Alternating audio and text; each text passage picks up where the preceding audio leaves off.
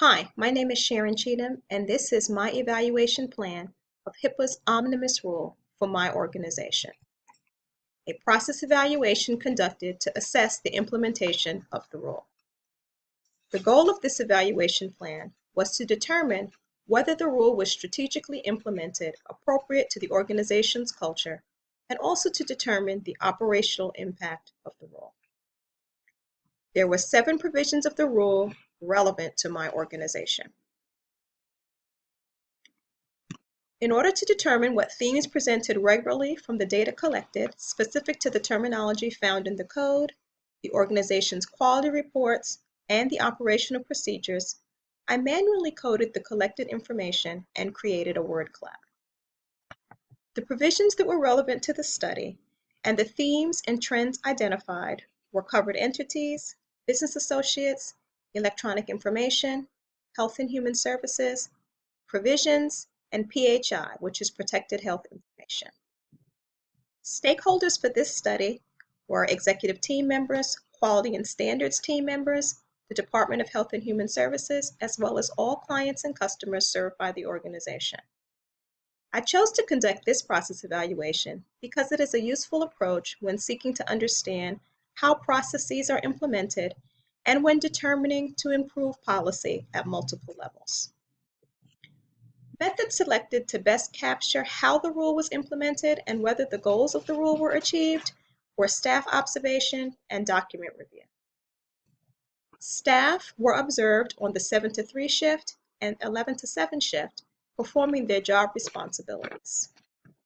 Observation allowed me to assess how staff members adhered to the administrative, physical, and technical safeguards of the rule as it pertained to their job responsibilities.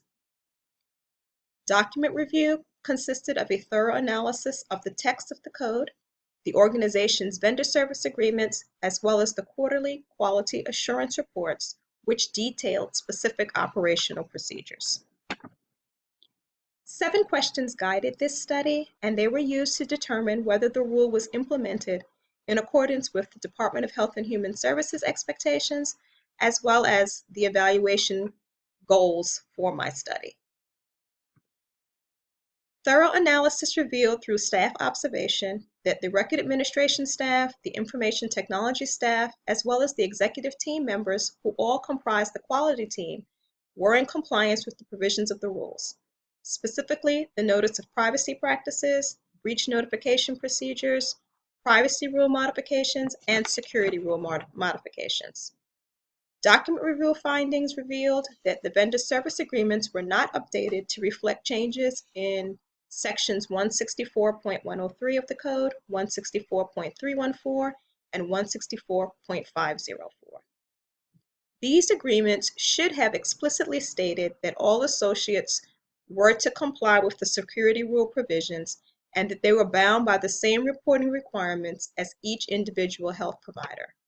Unfortunately, our VSAs were not updated since this change took place in the legislation in 2013. Based on the evaluation of this rule in my organization, my recommendations are as follows. The organization should continue to offer training, which includes staff training relevant to job function and exposure to protected information. And the organization should also continue to promote and enforce standard encrypting of sensitive information whenever data sharing occurs.